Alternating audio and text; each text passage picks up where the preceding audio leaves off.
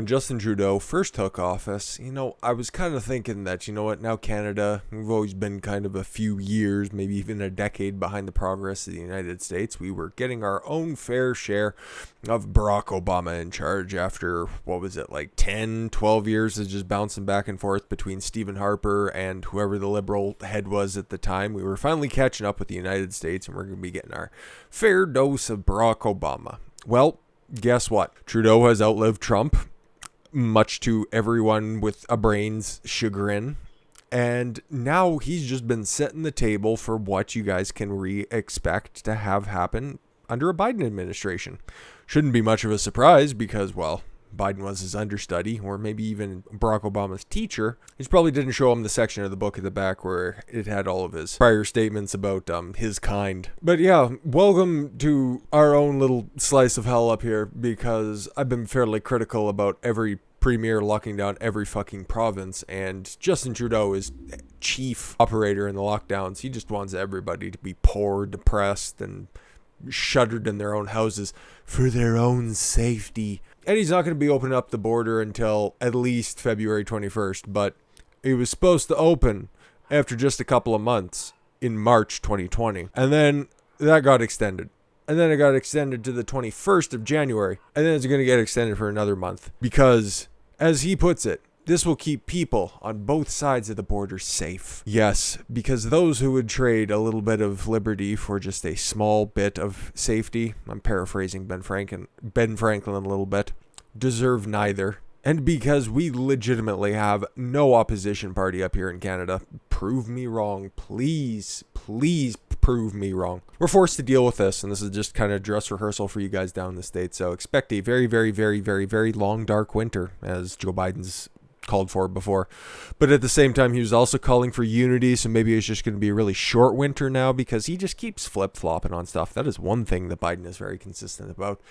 But that's not even the worst thing, okay? I wasn't really trying to get to the United States. It would have been nice to go to a rally or two for Trump, but you know what? Other than that, I would have liked to see my great aunt in Northern California for a fucking, just for a good old laugh, I suppose. Because I was supposed to go for a fucking baseball game for my 30th birthday, and that was in March of 2020.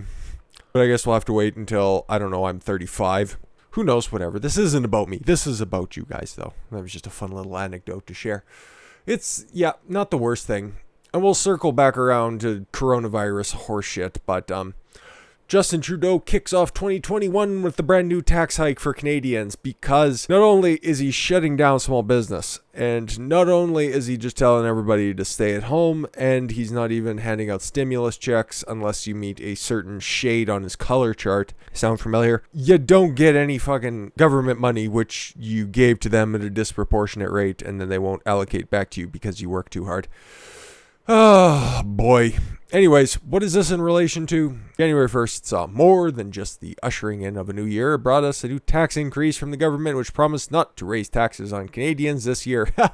Lies, but nobody ever calls them out. Prime Minister stood in the House of Commons many times making that statement and said that he will not raise taxes. I guess that you can add this, just another broken liberal promise to that ever-growing list. Of course, this shouldn't come as a surprise, not to the government recently committing to raise a carbon tax by, yes, up to $170 per ton by 2030. Why? Because water tax is just a little bit too blatant of a cash grab. It's eventually coming.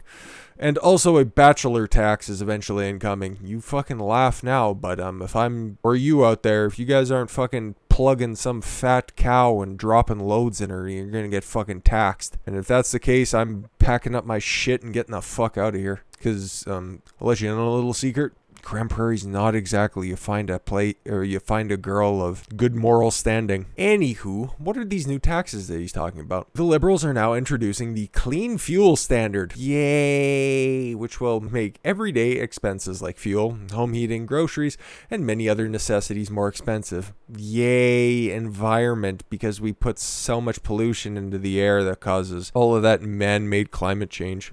The clean fuel standard will have the biggest impact on low and middle income earners because that's where all the tax fucking increases. That's who gets affected the most. If it's from losing your job because the billionaires are getting taxed too much, or if it's just for people under a certain threshold and the money that they make during the year, who ends up paying the most? Yeah, low to middle income. That's why I'd rather corporations have a lower tax rate so they can hire more people. It just makes sense. It also warns that it'll reduce GDP of Canada by $6.4 billion by 2030 in order to reduce greenhouse gas emissions by, 20.6 megatons? I don't know, megatrons, who gives a fuck? Hopefully he goes to the Hall of Fame this year. If you get that reference, you're cool. By making these essentials for daily life in Canada so unaffordable, the government is continuing to take further control of our lives, of course, and this is just more of an editorial piece, obviously, even though it's pretty much what I've been saying for a very long time about the Liberal government, and they don't care, they just want your money and your subservience, all in an effort to make you feel really good about your choices that you're making, because god damn it, it's 2015 and we deserve a 50-50 cabinet of men and women, and I'm sure once he does more changes after he calls a snap election and uses the advantageous nature of expanded mail-in ballots and everything else that I covered in my C19 rant, and secures another 4-year term for himself and his red party rule, we won't have a goddamn voice against it, because for some reason he polls exceedingly well with people out east who are being locked down pretty much indefinitely in the province of Ontario, who are in a state of insanity. And by the way, yeah, this is the problem with a multi-party system of government. It ends up being ruled by a tyranny of the minority, because in order to stay in power, you have to form a coalition government with whoever would give you the proper amount of seats to stay in power. And it's really easy to do that if your position is so far to the left, or if you're a centrist type, or you have to make a coalition with a centrist type. It just spells bad news in the long term, and we don't even have to wait to sacrifice to get it. But I said that we'd circle around to COVID because, of course, Trudeau announces deal on vaccines. Oh, that's good. We should be getting them quickly. Says every Canadian who wants one will have it by September. Holy fuck, it's January. Cool. We're on track for every Canadian. There are, 36 to 40 million Canadians, and it's going to take until September?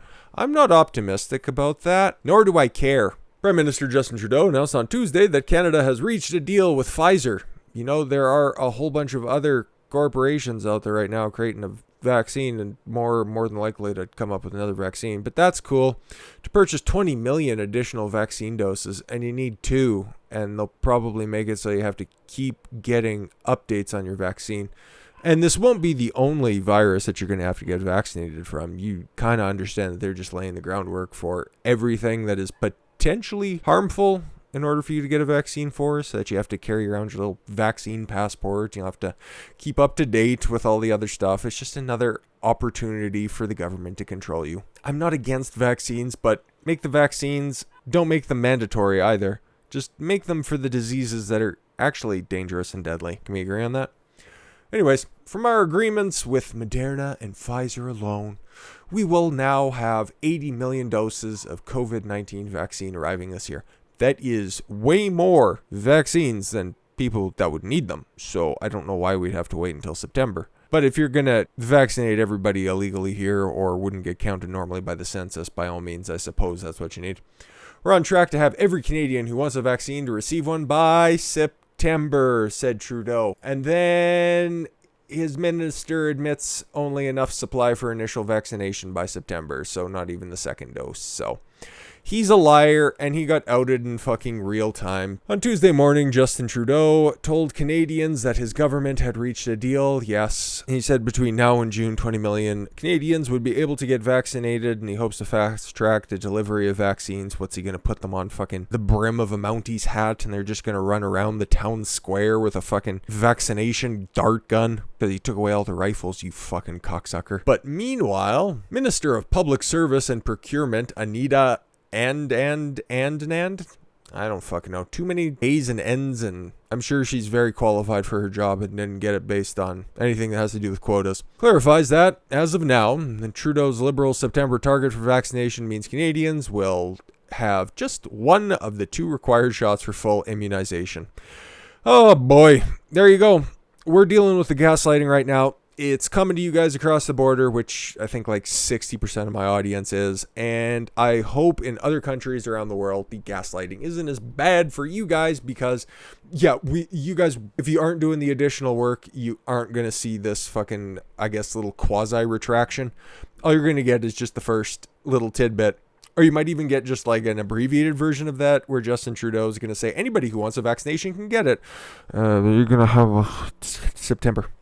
Oh, and that only means one.